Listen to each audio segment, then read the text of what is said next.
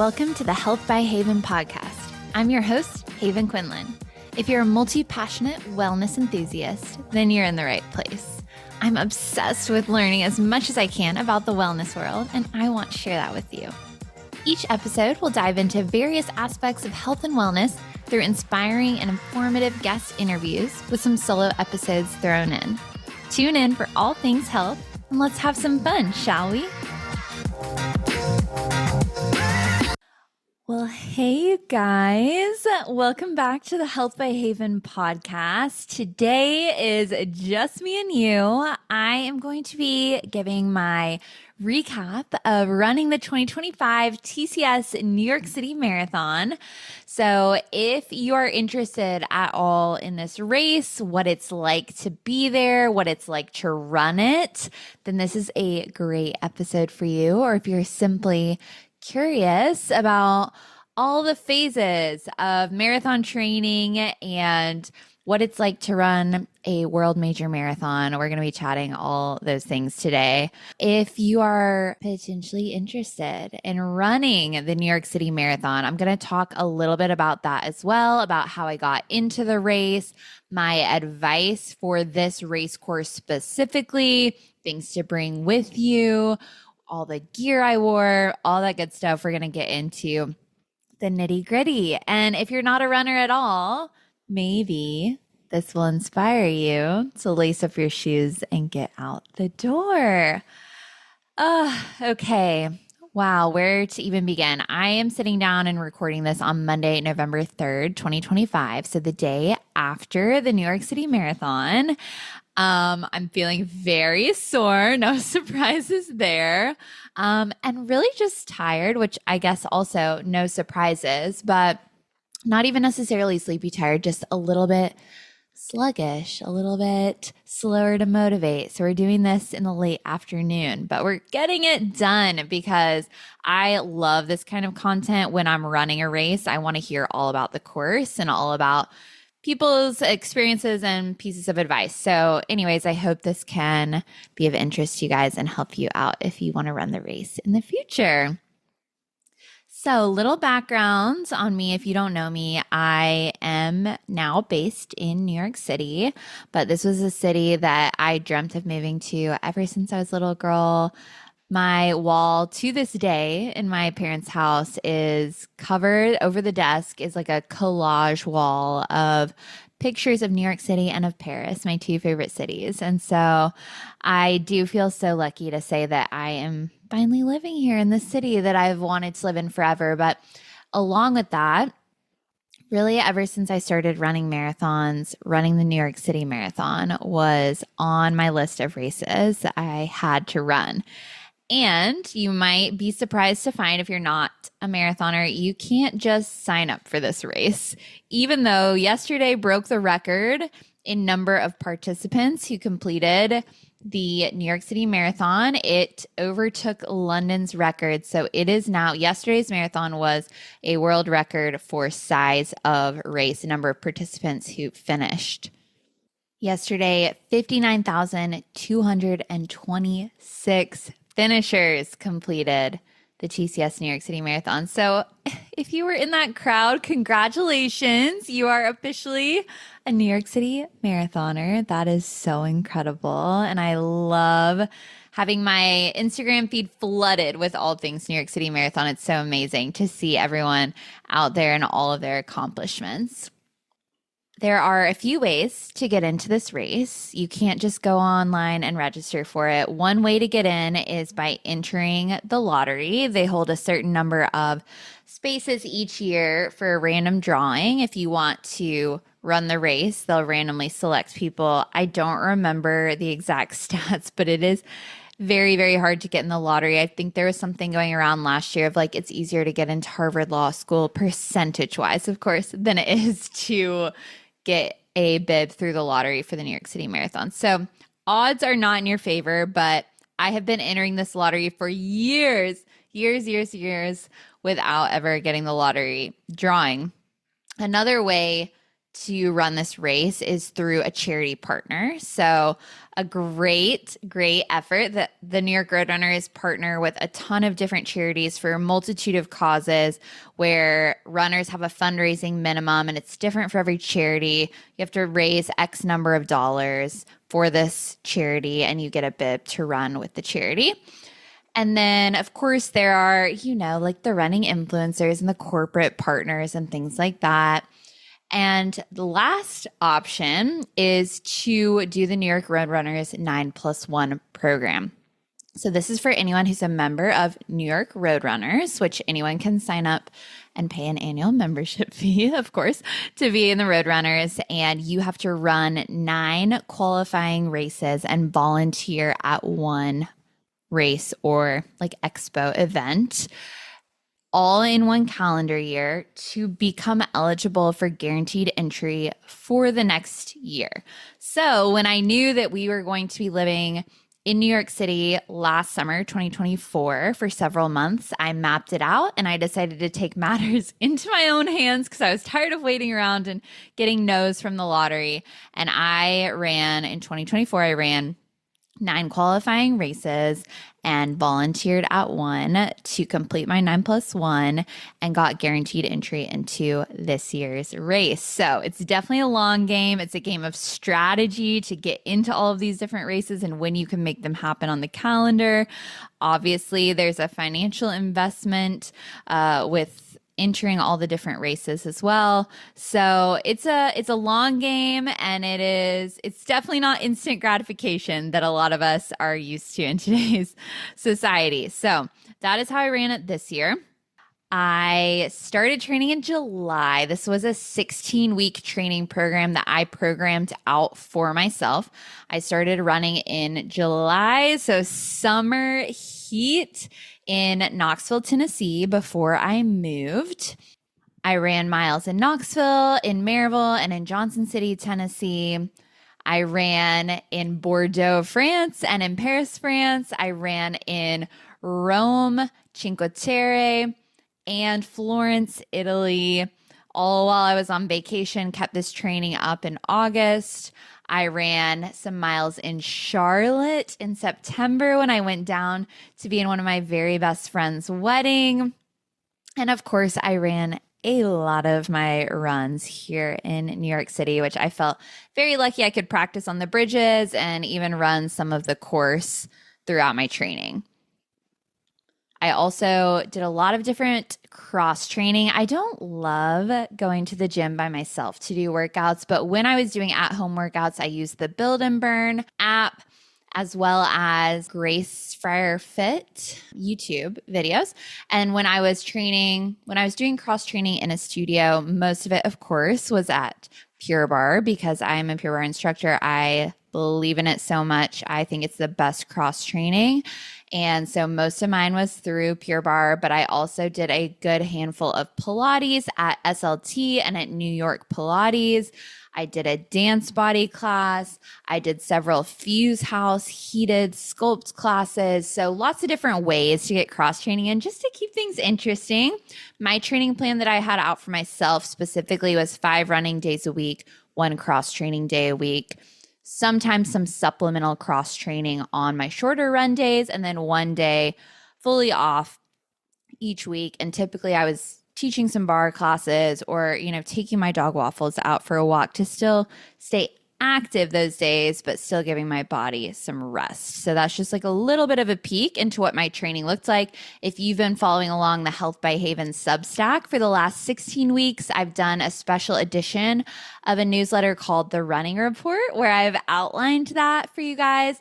And that's just to give you like a sneak peek into what it really looks like to train for a marathon, if it's something that you've been considering, and all the caveats of please, please, please work with a coach. I coach many people in running goals, so I'd love to work with you if you're interested, but any coach really, it's so important to have somebody who's tailoring a schedule to your specific needs, your specific schedule. When you have travel, if you're starting to feel fatigue or injury, all of that is just so incredibly important. Of course, you can find a blanket training plan online, but I would really encourage you, especially if you're new into running or if you have a very specific goal, to find a coach to work with. So you can see all of my training that I did, and it looks wacky, just different each week because I was training through so many different life transitions, a big move and travel and all of that. But if you're interested, you can look back on all of my different running reports on healthbyhaven.substack.com.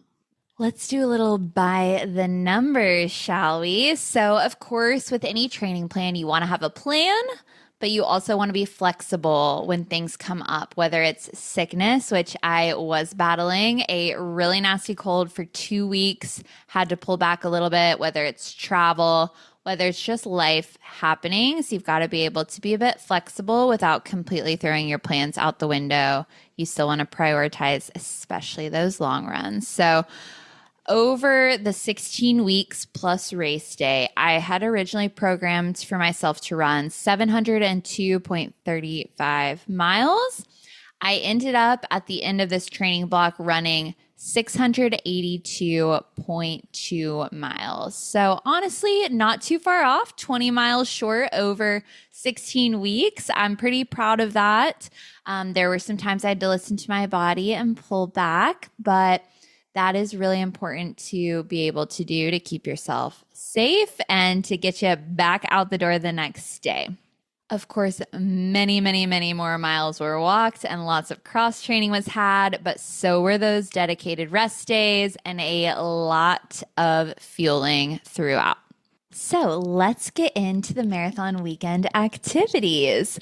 On Thursday morning, I went to the expo to go and pick up my bib. So anyone who's listening who's a runner knows you've got to go and do this. You got to get your bib for race day. You'll get like your gear that comes with, and at any big race, they typically want to make a bit of an event out of the expo. So they have a bunch of different corporate partners in the wellness and running space set up booths at the expo. You can go visit them. You can get samples of like gels, nutrition, hydration. They had like recovery boots, like compression sleeves that go all the way up your legs that almost feel like the blood pressure monitor at the doctor, you know, the sleeve that like gets tighter and tighter and tighter and then releases. So that was really cool. I hadn't worn those before. Honestly, don't love the sensation, but it's very good for blood flow, getting oxygen to circulate through your blood. And it helps with muscle soreness, with muscle recovery, getting you back out there. So it's fun to try that. There were lots of different activations set up, a huge screen showing the marathon route. A lot of these big races have a wall with every single participant's name printed on the wall. So you get to go and find your name. I mean, there's a ton of just activities like this. New York Roadrunners also does a great job at their expo of having different live shows throughout. So you can go and take a seat and listen to somebody in the running space.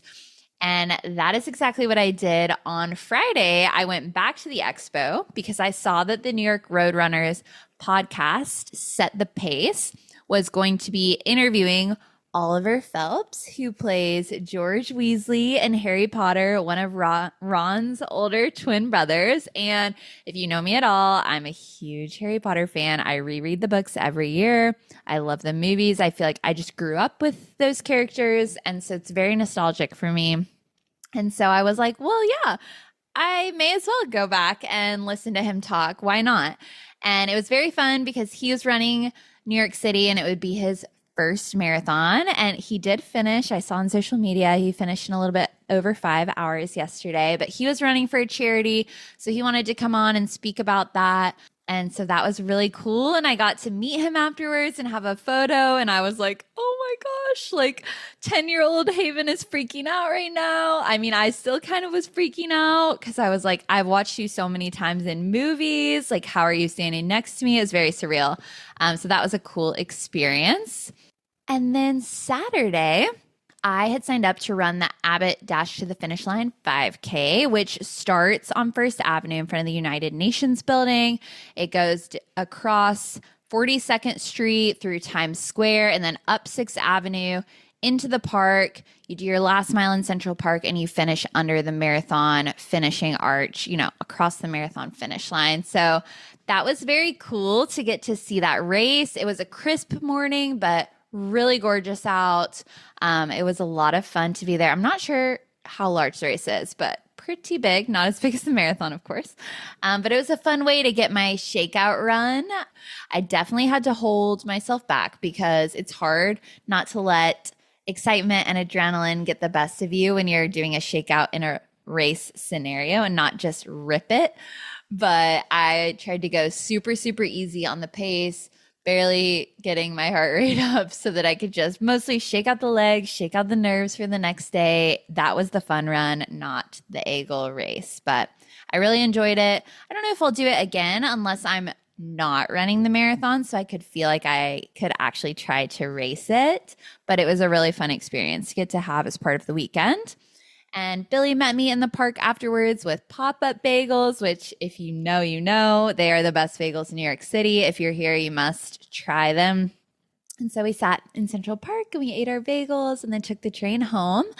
When I got out of the shower, I opened my email and realized I had gotten a last-minute ticket to a live podcast recording of the Allie on the Run show, one of my favorite running podcasts. And she was doing a live podcast recording in Jazz at Lincoln Center. And it was 2 hours before the show, but I had gotten a last minute ticket and I was like, you know what? Why the heck not? I'll go because the only stress is just hopping on the train and getting there. But then I'm just sitting and listening. So I'm not like overextending my energy or my body the day before the marathon. So I quickly got myself ready and went back up towards Central Park to go to that live show. And I am just so glad I went. It was so much fun. She's such a good host. She's definitely an expander for me in the podcast space, a definite inspiration. So go listen to her show if you haven't and if you're into running. But she interviewed Sydney McLaughlin-Levrone, and she is a sprinter, a 400-meter hurdler, and now a 400-meter runner as well. And she does like the 4x400 relay. Anyways, look her up. Her list of accolades is incredible. Multiple time Olympian, gold medalist. She went to her first Olympics at age 16, which is also mind-boggling. So she was just so genuine. It was so fun to hear from her as well. She was like, yeah, the furthest I've ever run is 4 miles. I have no interest in doing what you guys are doing tomorrow. So that was kind of funny to think like, okay, professional runners are in all different distances. And even though I can't fathom sprinting or hurdling as fast as she can, not even half as fast, she could put herself in our shoes as well and say, I can't fathom running as far as you're running. So anyways, it's a great way to have some levity in the afternoon when you're normally like really letting the race day jitters get the best of you.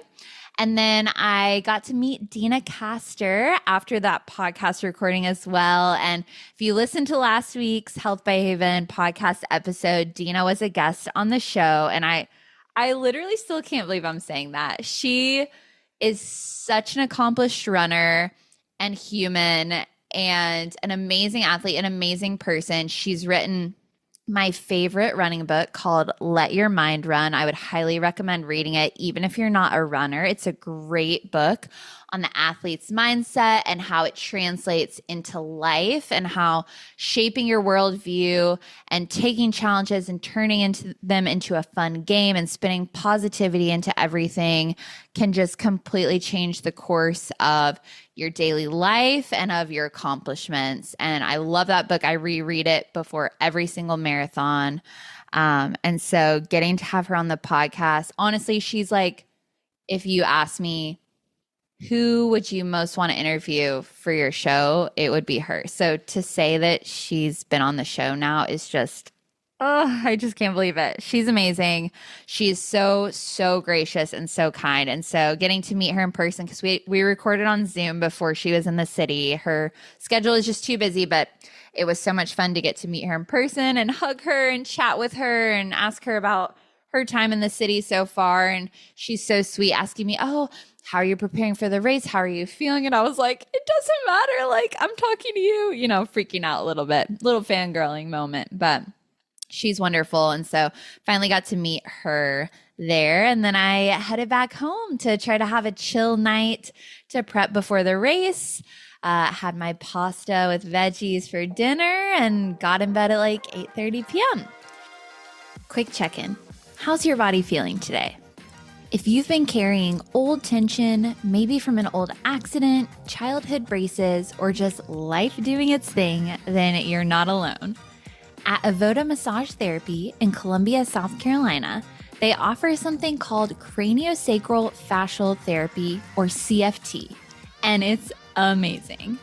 This gentle, hands-on technique helps unwind layers of stress and strain your body's been holding on to, sometimes for years. CFT helps your body move and flow the way it was designed to, improving mobility, calming the nervous system, and supporting your brain's natural function. Many people feel lighter after just one session, while deeper healing unfolds over a few visits. It's never too late to start feeling better, and your body already knows how to heal. Sometimes it just needs a little help. So go check out Avoda Massage Therapy in Columbia or learn more at avodamassagetherapy.com, because healing feels so good when your body finally lets go. Luckily, it was daylight savings, so got an extra hour of sleep in. So I did really get a good solid 8 hours of sleep. Of course, I was waking up some from nerves before, but felt like I got a good night of sleeping because that 4 a.m. alarm was set. Got up, got myself ready, ate a slice of sourdough toast with peanut butter and had a little cup of coffee. And then Billy walked me to the Staten Island Ferry terminal, and I hopped on that 5:30 a.m. ferry to get out to Staten Island. For those of you who aren't familiar with the New York City Marathon course, it runs through all 5 boroughs of the city, starting on Staten Island, which of course is an island. So it is a trek to get out there to the start, especially early in the morning. So I took the Staten Island ferry. Once you get over into Staten Island, you hop on a bus that drives you all the way out to Fort Wadsworth, where the Verrazano Narrows Bridge begins, and that is where the race begins. I didn't know anybody who was running in my wave and corral and color, and it as you can imagine, with 59,000 plus runners, they have to space out the start, so that's not just like a mass trample Lion King Mufasa situation. And so they have several different professional starts beginning around 8:30 a.m., I believe. So all the professional runners and hand cyclists and everybody go off before the general public. And then the general public is then split into 5 waves throughout the morning as well. So my wave was wave 2. My start time was 9:45 a.m. I was in the pink wave, which means I went on the lower level of the Verrazano Bridge, and I was in Corral C. So they kind of split up, like they split you up by speed in the waves, and then they further break you down by speed in those corrals within the waves to try to just make it as smooth of a race as possible for everyone, so you're not like weaving through people or feeling like people are blowing by you left and right. And so since I didn't really know anyone who was going to be starting in that same wave, color, and corral as me, I was a little bit like, oh gosh, like I feel like I'm gonna be sitting around for a long time out in Staten Island.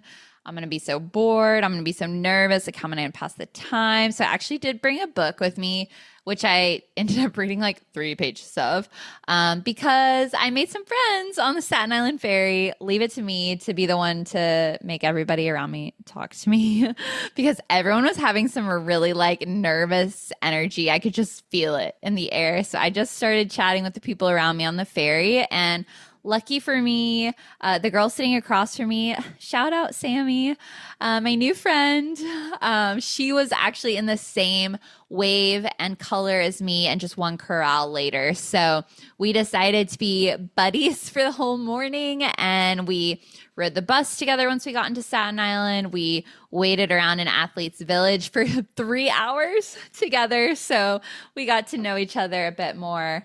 But I would say definitely try to make some friends around you if you are in a similar boat and you're not running with anybody. It just made the time pass so much faster. It made me so much less nervous because I was just having fun and I was chatting with someone instead of kind of like sitting and stewing in my own thoughts about race day nerves. So that was just such a pleasure and such a perk of the day. And for anyone who wants to run this race in the future, I did pack like I had an extensive packing list of like things to shove into my little clear bag that they let you bring into Athletes Village to pass the time and to stay warm because it was about 42 degrees when we went over there in the morning, but I knew it was going to warm up by the time I started hours later, and then especially warm up when I finished in the early afternoon. And so I wore like a toss away sweat set over my race clothes. They have huge clothing donation bins all throughout Athletes Village. So I wore that. I brought an old Mylar blanket, but you could bring like a trash bag or a towel or something to sit on because you're literally just sitting on the ground for hours when you're waiting. And then I brought like a throw blanket to wrap around me as well, and some hot hands. I had some wool socks and old pair of running shoes that I had put like 450 miles on. I mean, they were like beat into the ground. And so all of these things I brought knowing those were going in the donation bin and I was not going to see them again. But those are all things I would highly, highly, highly recommend bringing because they kept me warm on a crisp morning and my body wasn't working extra hard to try to keep me warm. I wanted to conserve that energy for the race. I also brought an entire roll of toilet paper, which luckily I did not end up needing, but there are a ton of porta potties, of course, there, but I always have heard horror stories about them running out of toilet paper. So luckily I didn't need it and I just left it there so that if they did run out later in the day, you know, they could get one more roll. But that is something you could consider bringing. I also brought a portable charger that I then put in the little e-waste station at Athletes Village, but it was good just to be able to keep my phone fully charged up before I started running so that I could use it to find Billy afterwards. And then I brought chapstick with me because it was cold and my lips get chapped in the winter, as well as a Body Glide chafing stick. If you're a runner, you know I always chafe like kind of under my arm where my bra like will rub under my arm. And so got to bring that Body Glide, put on a layer right before you run because I left home almost 5 hours before I actually started racing. So you've got to think like you can't just put it on then, it's probably going to wear off. Little things like that you got to think about. And then, of course, I brought a bunch of graham crackers to be able to continue eating carbs before my race. I didn't end up eating a ton of them, to be honest, because they had bagels at Athletes Village. So I had a cinnamon raisin bagel, which was much more pleasant than shoving like an entire sleeve of graham crackers into my face in the morning. Then it was time to load up in the corrals. So we walked to the start corrals for the pink wave underneath the bridge. I was hoping to run with a 3:25 pacer because that is the Boston qualifying time for females in my age group. It moved last year, it was 3:30. Now it's 3:25 because more and more people want to run and everyone's getting faster, which is an excellent problem, honestly, to have. Although, people, stop being fast because I would like to run the race as well. No, in all seriousness, though, I could not find the 3:25 pacer. So I saw the 3:30 pacer and I was like, okay, I guess I'm just going to get somewhere in front of the 3:30 pacer. Literally like 2 minutes before the race start, I found him and he was way, way further ahead in the crowd. So I was like trying to weave through everybody like, excuse me, sorry, don't mind me. I'm just trying to run with that pace group. Excuse me, sorry. So I got up to them. They played New York, New York, which luckily they played it after the national anthem, after they shot the cannon off to start. So I really only heard a little bit of it before it was out of earshot, which I think is a good thing because I think I would have been emotional about it and it is much harder to breathe. So I just went off. The pacer freaking left me in the dust immediately. I mean, he darted off, no joke, so fast. And I was like, oh no, like, am I running super slow? Like, what is going on? Your GPS watch, it doesn't work super great in the crowds, over the bridge, things like that. And so I really just didn't know if what my watch was saying was accurate, but I was like, this is really hard and I can't keep up with him. And it is mile 1. Like, what is happening? Oh my goodness. But I tried not to freak out. I tried to just settle in. I know I'm not a fast uphill runner, and the first mile of this race is up onto the Verrazano Bridge. But I do know that I am a decent downhill runner. I'm able to like really let gravity help me. I kind of like free fall down into it and trust my body to catch me. And so I was able to gain back some good time on the downhill, although I don't think this was accurate. My watch flashed 6:50 pace on mile 2, and I was like, oh geez, I really hope that's wrong because I should not be running that fast at all. And I think it was wrong. But we'll never know because the GPS is wonky. But gained a little bit on the downhill. Around mile 3, I caught up with them and actually passed them. I think that he just went out way too fast and realized it and started pulling back. And so I actually passed them around mile 3, and that's when I started to feel like, okay, I'm settling in. Because the first 2 miles, I was like, oh my gosh, if this is going to be hard the whole time, this is going to be a rough one. But I started settling in at mile 3, felt good. Brooklyn, your energy is so amazing. Oh my gosh, maybe the hypest borough of the race. You're in Brooklyn almost half the race. You're in it like 11 miles. So, Staten Island is really just the bridge. And then boom, you've got one borough checked off. Brooklyn's really long. And honestly, I was like a little bit nervous about it because I'm not familiar with the streets that we ran on. I just didn't know what to expect. It's harder to visualize. But I had heard the crowds are really hype. And let me tell you, they did not disappoint. Everyone before this race was telling me, like, put your name on your shirt. People will, like, cheer for you specifically. So I got some duct tape and I wrote my name on my shirt. And oh my gosh, I'm so glad I did because it's one thing to have, like, the roaring crowd cheering for you. That's so amazing. But when you hear people, like, individually be like, go Haven, you look so strong. It's like, whoa. Like, I don't know how to describe it.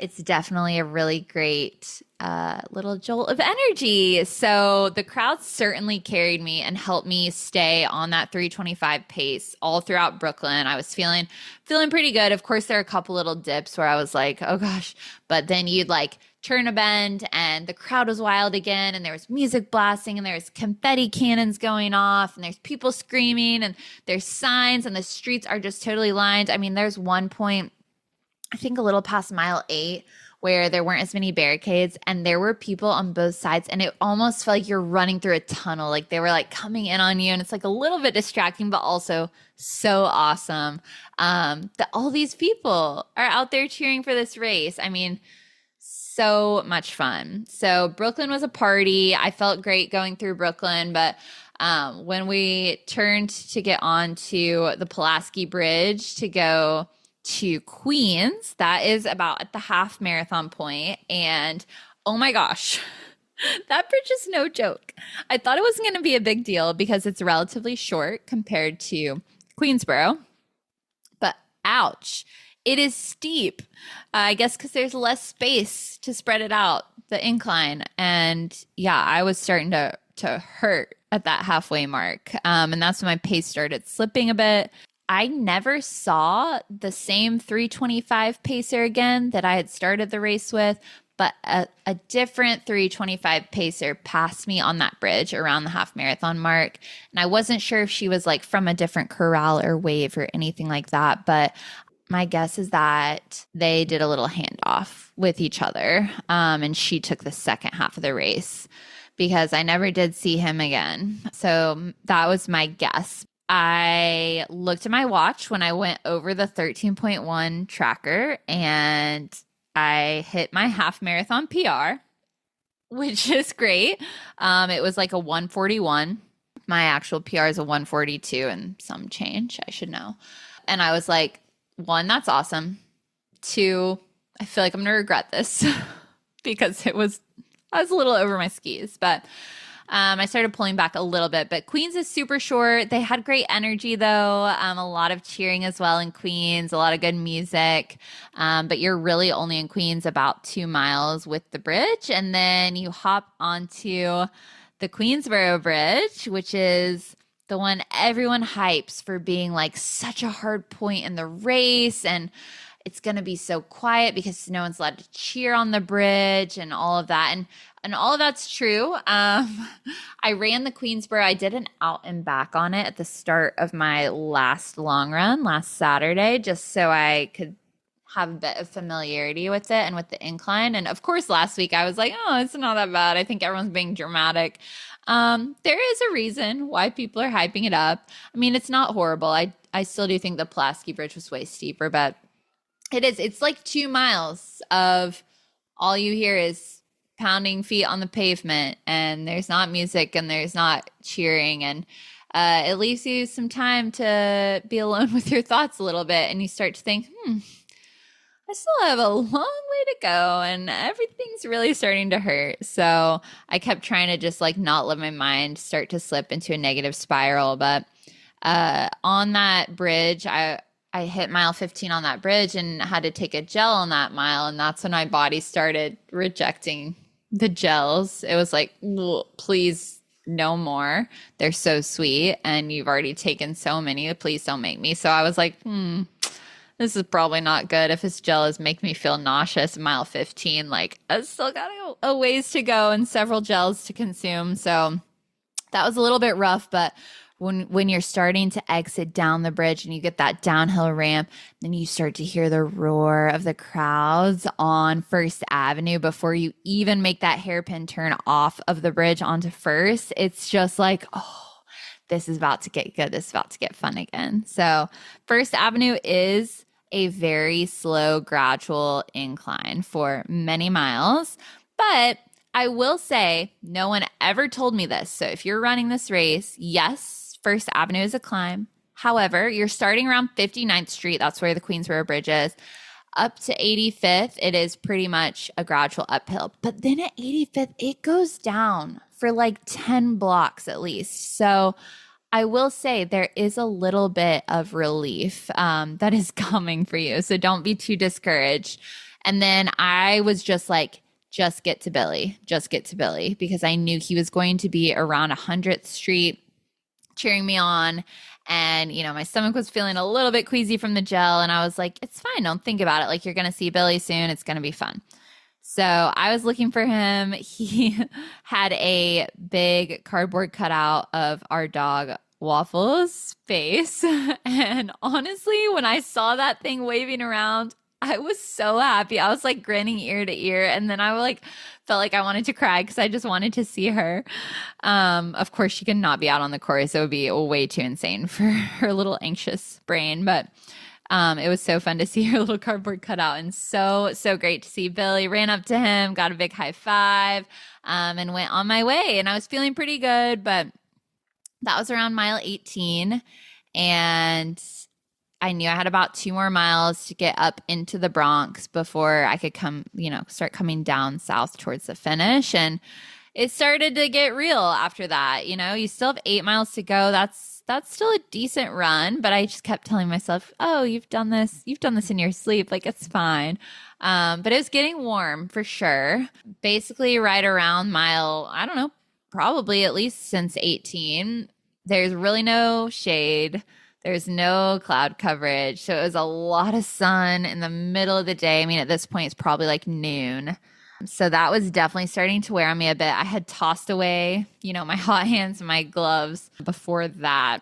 Really, my next milestone was like, okay, just cross the Willis Avenue Bridge, exit Manhattan, get into the Bronx. It's going to be a party up there, and it's brief. There were run clubs. There's great music. You're only in the Bronx for like a mile, and then you make that turn to come back into Manhattan across the Madison Avenue bridge, the final bridge. A lot of science about that. So that was good. I think it's the easiest bridge. So it's the shortest and the least incline. So I was like, okay, I can do this. We're in Manhattan again. It's the last borough, last 10K, not even at that point. I was definitely ready to be done. I was definitely ready for some shade, but I was like, okay, just run south on Fifth Avenue. You're going to see Billy around 102. So just get to Billy. But my hips were definitely talking back to me. I was losing steam. I was losing speed. At that point, I really did not care about my pace. I was having so much fun, but my body was it was done. And so I was like, okay, just get to Billy at 102. And I saw him again with the sign, and later he was like, yeah, you kind of looked like a different person from the first time I saw you to the second time, because I was deep in the pain cave when I saw him that second time, but seeing him was such a good boost. I mean, you're going on an incline. You're technically going down in blocks. You're going down south, but you're going up incline wise on Fifth Avenue for miles. And so getting to see him was a big boost. And then at 90th Street, you make a right-hand turn back, or I guess into Central Park for the first time. And Central Park's my favorite place ever to run. It's so gorgeous, especially right now. The fall leaves are just stunning. And it's such a beautiful day. So I was just trying to soak all of that in, remind myself how lucky I was to be there, how long I've wanted to do this race, and just soak it all in, soak the crowds in, even though I was definitely hurting. And those last few miles felt like they were maybe never going to end. And then a little after mile 25, you exit Central Park, get onto Central Park South, make a right-hand turn, you run down that street. And, in my mind, I really wanted to just start ripping it down that street as fast as I could, because honestly, I just wanted it to be over. But I was going as fast as I could. My body was not having it. It was not very fast, or at least not as fast as I wanted it to be, but that's okay. Made the right-hand turn back into Central Park at Columbus Circle. And right around that turn, I saw the 3:30 pacer. And I thought, not today. If I am this close, I am getting before that 3:30 pacer. And honestly, I had not been looking at my watch. Once I knew I wasn't going to Boston qualify, I was like, I'm good. I feel fine about this. I'm giving it my best effort. I want to have fun and enjoy it and soak in everything and not just be glued eyes on my watch on the time the whole time. So I honestly, and I didn't even look at my watch then. I had no clue. I was just just rip it. It's 800 more meters, Haven. That is 2 laps around the track. You did half-mile sprints on the treadmill during your speed work for this purpose. Go. And it's tough because you have those turns and you've got a hill. It's an uphill finish. Of course it is. It's New York. I just had to sneak one more hill in. But I was just pushing at that point as fast as I possibly could, getting to the point where you just don't feel anything, but you feel like you're about to hurl a little bit. And cross that finish line, look down at my watch. It was a 3:30:10. So 3 hours, 30 minutes, 10 seconds, which, of course, yes, the 10 seconds, it does bother me. But last year, that would have absolutely devastated me because my Boston qualifying time last year was 3:30. So I would have missed it by 11 seconds. However, they lowered that time by 5 minutes this year. So honestly, I was just so thrilled that I PR'd a 95-second PR from my best marathon, which was the 2024 Houston Marathon, which is a much flatter, easier course with less people to weave around. So honestly, I feel so happy about it. My watch ended up saying, I ran 26.5 miles instead of 26.2, just because you can't perfectly run the tangents in races this busy. All of that considered as well. I'm really, really proud of that time. I definitely cried at the finish. Luckily, it was happy tears. I mean, of course, it was a little bit of exhaustion and pain and delirium, but it was wow, I just did that. No one did it for me. No one spent those 16 weeks training for me. Like I had to do that myself. And of course, I've shared miles with people and I've had so much support, but like when you're out there running, like it's you. You're the one ultimately that has to get it done. And so anyone who's run a race, you know the feeling. It's amazement and like, wait, what just happened? And wow, I'm so proud. But honestly, it was also just like, gosh, I've waited years for this race and now I've done it. And it was joy of being in this place in my life where I feel like I'm in the right place and I'm doing the things I love and just so much gratitude. So I know it sounds so cheesy, but I was just so happy. So got my medal, got my little recovery bag with snacks and water and Gatorade, and then hobbled down to get my race poncho, which by the way was clutch. It's like a windproof, waterproof poncho with its fleece line to keep you warm. Cause of course, like after you stop running and sweating and you get pretty cold, even if it's not a super cold day out. So that was amazing. And then I had to hobble my way up to 77th Street to be able to exit the park, which was kind of horrible. We all kind of looked like we were doing the zombie walk. Exited at 76 to go find Billy. I got to FaceTime my dad like really briefly in there, show him my medal. And then I made my way to Billy, hugged him, sweaty, crying hug again. He, more than anyone, knows like how much time and energy and effort it's taken. And, you know, he's done so much for me to pick up the slack on when I have to get out on an early morning run and he stays to take care of waffles, or when I'm gone for 3 hours on a Saturday morning getting a training run in, or when he's cooking me dinner so I don't have to be on my feet, things like that. And so just having him out there just is the best. And so, yeah, I got to share that joy and excitement of finishing it and of having a PR. And he had brought me a bagel with egg, which I really did not want to eat, but I promise you, eat something salty. And honestly, weirdly, the egg helped me so much after Houston. So I was like, please, if you can find anything with like bread and egg, that will help me in the long run. And I ate half of it and I'm really glad I did, because you usually do not want anything after that distance. I know it's hard to believe. People are like, oh, you must be ravenous afterwards. No, I took 9 gels. The last thing I want is any more food or fuel, but it helps kind of like regulate your stomach back into normal food and not just eating like sugar gel. So that was needed. And then we hobbled on over to the subway, took the ride home. Getting down the stairs onto the subway platform is the worst. If you've run a distance race, you know down the stairs is the worst. But we made it, got back here, took a nice long hot shower, changed, got myself ready so that we could go out and celebrate. So I want to talk a little bit about fuel, just so you guys know.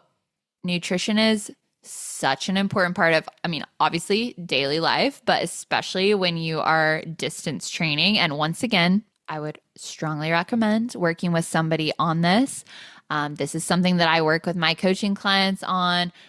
Find somebody who knows what they're doing. I have my certificate in nutrition and healthy living from Cornell. I am working on my integrative nutrition certificate as well from Institute for Integrative Nutrition. So find somebody who actually knows what they're talking about, not just an Instagram influencer, to figure out the right fueling strategy for you.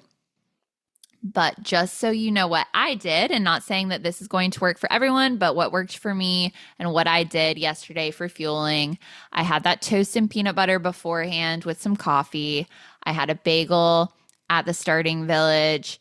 I had a couple graham crackers there as well. And then I took a gel on the start line, which I had never done before, but tried that out to get a little bit of extra fuel right there at the start, since it was 6+ hours from when I woke up to when I actually started running, which is obviously not common for me when I just go on my daily runs. Then I wanted to take a gel every 3 miles. Some people like to do it by time. I decided to do it by mileage this go around. And I like the GOO nutrition gels. They just work for my stomach. I've tried a million different kinds. This is the only one I can keep down so far. Everyone, has stuff they like and stuff they don't like. So I would say certainly try out different brands and different flavors to see what works for you. I have to have the dessert flavors to convince myself I'm like eating frosting to be able to keep it down. Like that's just personally what works for me. And so most of my gels were the campfire s'mores flavor that is uncaffeinated. So I had those at on the start line at miles 3, 9, 12, 15, and 21, and 24 as well. 21 and 24, I really only got like a little bit of them down because it was, I really did not want them. But I made myself try because I've never gotten my last gel down in a race before. And then at mile 6, I had the caramel macchiato with caffeine. And at mile 18, I had the salted caramel with caffeine. So that is another thing you've got to play around with. Caffeine can cause GI distress, but it can also decrease perceived exertion and help with performance. So I would definitely not recommend taking many, many caffeinated gels, just adding in a few. But once again, work with a health coach, work with somebody who knows what they're doing when you're trying this out, please. Gear that I wore on race day, if you're curious, a lot of this gear I have spotlighted in my running reports each week, so you can go back and take a look at those. But I wore the Lululemon Longline Energy Bra underneath my Bandit Racerback crop that has a pocket for the phone in between the shoulder blades. I wore my Lululemon Fast and Free split shorts, and I raced in Saucony Endorphin Pro racing shoes. They're super lightweight. They've got the carbon fiber plate, really bouncy, good race day shoe. And then my sunglasses, I always wear Gooders, but this was the second race I've worn. My Sweat has an octane rating sunglasses. All their names are like so wild. If you don't have Gooders, would highly recommend. I really liked these ones actually because they're massive. They look a little bit silly, like very intense, but I didn't get any sun coming in through like the sides or the tops or anything like that, which I have gotten from smaller shades before. So I actually really liked that. And then I ordered these fun little New York City Marathon nail stickers online. I love to have race day nails, and I was honestly just looking on Pinterest for some inspiration to be able to go to a salon, and then I found these little stickers. So that was fun. Could be something you look into if you like a fun little flair. And then I had some toss away gloves and hand warmers stuffed in them at the start because, like I said, it was like 40s at the beginning, but then it was like 60s by the end. So definitely didn't want those anymore. And as I had mentioned, I did duct tape my name on my shirt. They make different like iron-on and stuff as well, but I just figured this would be easy to be able to remove it and wear the shirt again and not have my name on it all the time. After the race, after I came back and showered and regrouped, Billy and I went to one of our favorite breweries in Manhattan, Torch and Crown. I had, honestly, maybe my favorite salad, one of my favorite salads in the city. It's full of beets and toasted macadamia nuts and some ricotta and just pickled onions. It's just, such good flavor. So delicious. And honestly, it felt so good to have a vegetable in my body because I felt like I was having so much bread and sugar. And we did split the soft pretzel as well because I think they have a fantastic soft pretzel. And of course, the IPA, many IPAs. We had a good time. Their playlist was top notch as well. So I just had a blast having a party and celebrating 26.2.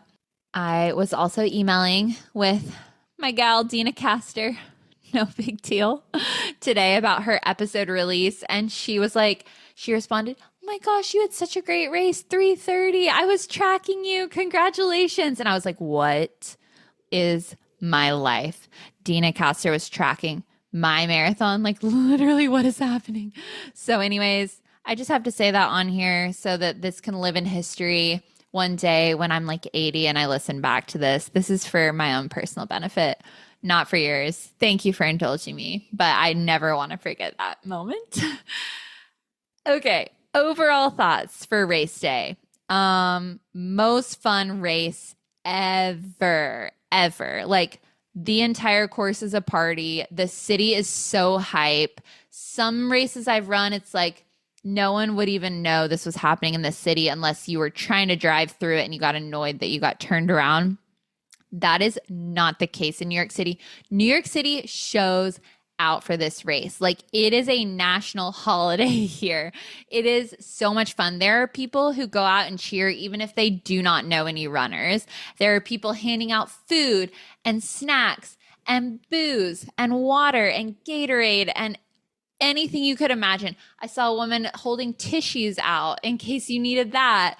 I mean, there's everything. I saw a woman at mile 8 with a sign that had Cookie Monster saying, oh no, it was mile 11 because it said mile 11 seems like time for a cookie. And she was holding like full on like good quality bakery cookies, handing those out to runners. I mean, it is just wild. So much fun. I've never, ever experienced that level of cheering, music around every corner. I mean, it was just amazing. Like, if you are losing faith in humanity, go cheer for a race or go run a marathon. It will bring just so much life and joy back into your world. And advice for anyone who wants to run this incredible race, enjoy every second. I had a moment last year in 2024. I had barely missed my Boston qualifier in Houston. I missed it by a minute and 46 seconds, and I was absolutely crushed. I basically, out of disappointment and spite, went straight into another training block to run the Knoxville Marathon in April, which, by the way, I blew up. Like, it was slower than Houston. And for a while there, I really felt like I fell out of love with running. I was not excited to get out the door. It felt like a chore more than it felt motivating. And so there was a long time there that I just was not psyched about a race. And it's been a year and a half now. And I can tell you I had so much fun on this race build. And I was so excited to be part of this race. And I was chatting with some people at Run Club a few weeks ago about the race. And I was like, I don't want it to be over. Like, I almost feel like I have the post-marathon blues already, even though the race hasn't happened. And I don't know if you guys can relate at all. I feel that a lot before Christmas as well. I love the Christmas season. And I feel like as Christmas is getting within the next few days, I'm like already kind of sad it's over when it hasn't happened yet, which is like, you know, probably something I just need to work on separately. But anyways, I was feeling that way about this race as well. And I was just so happy to be out there, you know? And so if you're feeling that, if you're a runner, but you're like in a phase where you've kind of fallen out of running and you're looking for that motivation again, you'll get it back. Sometimes things just have to go in cycles. So if you are lucky enough to run this race, enjoy every second. Don't let a silly, arbitrary, in the long run time goal take any of the joy out of it.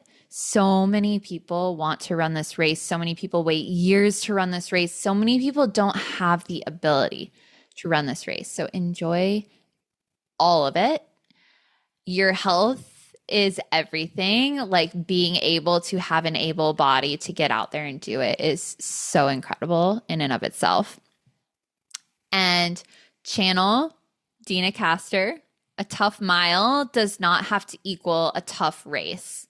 One of my hardest miles yesterday was mile 1. And if I would have let that spiral, it would have been a very different story and not as fun of a day and a much harder race. And you just have to tell yourself, okay, this is tough, but I got myself in it. I can get myself out of it. Like, next mile is going to be better. You've got to have that like positive internal dialogue to switch your mind and decide you're going to have a good race. And you're going to have fun. And then make friends if you don't know anyone in your crew. I'm telling you, making my friend yesterday on the ferry just like made the day so much less anxiety riddled because I had somebody else to chat with and pass the time and have fun and celebrate, plan something afterwards, go do something. I know you're going to be tired. I know you're going to be sore, but like get out. Don't just like immediately collapse at home on the bed. Like you have the whole next day to do that. Go out and celebrate, have fun, do it with your friends, do it with your family, and just be so proud of yourself. You are a New York City marathoner. It's a big, big deal. Also, don't be a dummy. Don't schedule anything the next day. Like take the day off work, take the day off school. Do not have appointments. Like let yourself do whatever you want, whether it's laying on the couch and watching Nobody Wants This, which I did earlier today, whether it's going out. I did go to the endorphins pop up to get my medal engraved and, chat about race day with all the other runners there. But do not feel like you have scheduled yourself to be anywhere. And then tomorrow I will be going and getting a massage, a sports massage, and it will honestly probably be a little more painful than relaxing, but got to rehab the body as well. Take days off afterwards, like multiple days. Do not exercise. Just relish in the fact that you just ran a marathon. And I really hope to see you out there on the streets of New York City.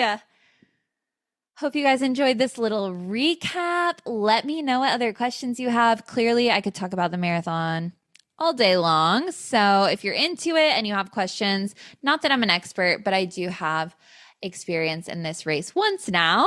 Or if you are interested in health coaching or run coaching or both and you don't know where to start, please let me know. I would love to work with you. I have so many clients that I've helped reach their health goals, help build more sustainable, healthy lifestyle habits. It is not about dramatic extremes, restrictive diets. It's about really building that solid foundation that you can actually sustain throughout your life to have a healthy relationship with food and exercise and all things wellness. And you deserve that. So thank you guys so much for being here. I can't wait to be back with you next week with another fun guest episode. Thank you so much for tuning in to this episode of the Health by Haven podcast. If you enjoyed today's episode, please be sure to give the show a 5-star rating and leave a review. It makes such a huge difference in reaching new people and spreading the joy of healthy living. I would also be so appreciative if you subscribe to the show in the listening app of your choice so you never miss an episode. Your support truly means the world to me. Have a happy, healthy day, and I'll talk to you again soon.